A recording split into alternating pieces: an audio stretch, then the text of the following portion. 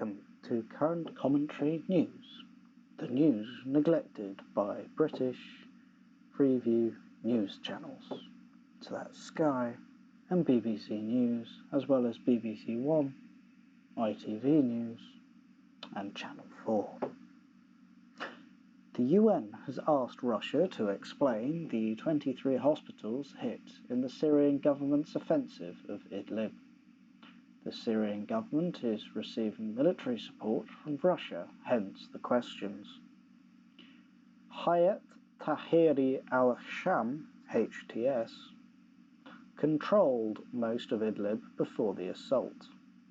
The organisation has been affiliated with Al-Qaeda and is on the UN terrorism list. In the US, Mike Pompeo, the Secretary of State for the United States, equivalent to Foreign Secretary here in the UK, is in India for discussions of a trade deal and their recent munitions contract with Russia. The munitions contract between Russia and India has deeply upset America, as India has historically been viewed as an American ally. A new Libyan civil war has escalated. On April 4th, forces under the control of Khalifa Haftar attacked the Libyan capital of Tripoli in an attempt to remove the Government of National Accord, the official government recognized by the UN. There are presently two main militarized factions fighting control of the country. The first, based in Tobruk, is called the Tobruk-based House of Representatives, support Khalifa Haftar. The other, the prior mentioned GNA, who are based in the capital of Tripoli. The GNA is recognized by the UN as the official government. So Haftar's forces have failed to break through the GNA's front line, and so remain in the southern outskirts of the city. Tobruk's forces are known as the Libyan National Army. They control most of the land, oil, and ports of Libya. They are well equipped, according to the UN, and have been supplied by Egypt and the United Arab Emirates. Both sides are courting European countries for support. 450 people have been killed. 62,700 people have been displaced. One reason why the stakes in Libya are so high is because it is the most oil-rich country in Africa, holding 3.76% of the world's oil reserves. The instability since Gaddafi was removed has resulted in people in Africa that want to reach Europe out of desperation or impatience crossing illegally in small boats from Libya to places like Italy and Lesbos. Not only that, but in the south, where the country overlaps the Sahara, there is a second civil war going on between two different nomadic tribesmen. They have navigated and traded across the Sahara for hundreds of years. They have desired a homeland, and this goal caused them to join a war in Mali. However, when they failed, they tried to return and were labelled terrorists. The border guards in Libya do not have the resources to patrol the border and can only man the checkpoints. They do not have the fuel to drive their trucks. Eritrea is nicknamed Africa's North Korea. Eritrea has been the largest source of refugees between 2014 to 2016, when the migrant crisis was at great contention for European and American politics.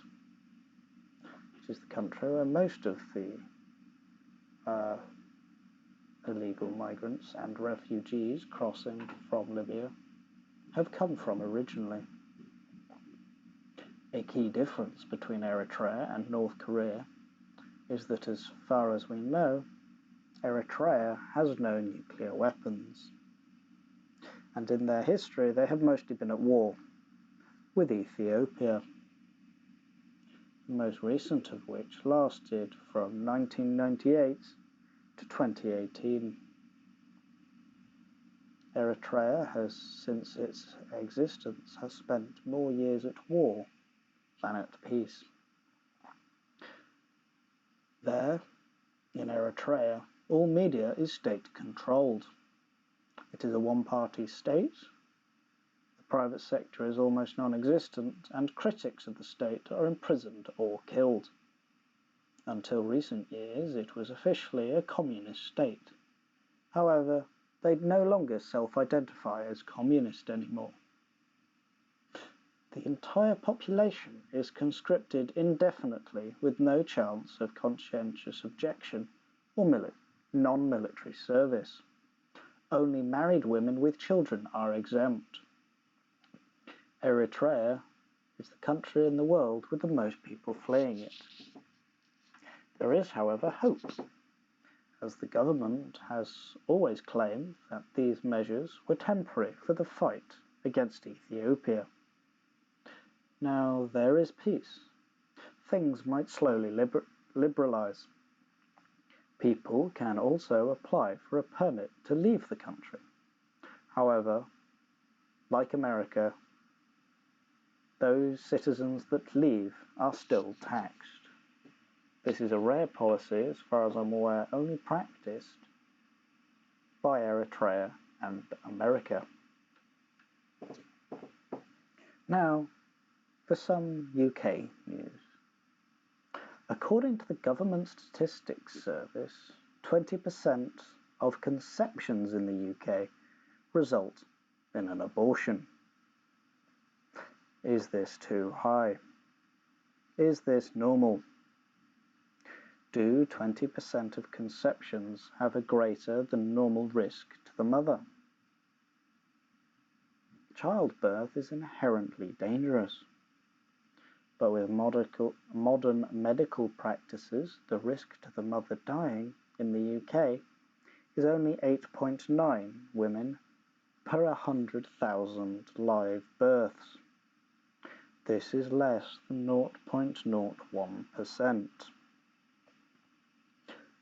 I am now going to quote the present law on abortion.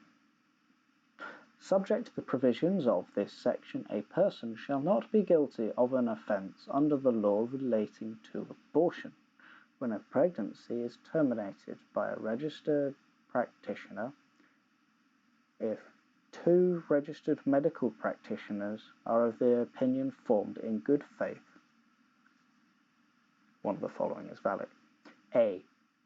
The pregnancy not exceeded its 24th week, and that the continuation of the pregnancy would involve risk greater than if the pregnancy was terminated, of injury to the physical or mental health of the pregnant mother, or any existing children of her family, or B.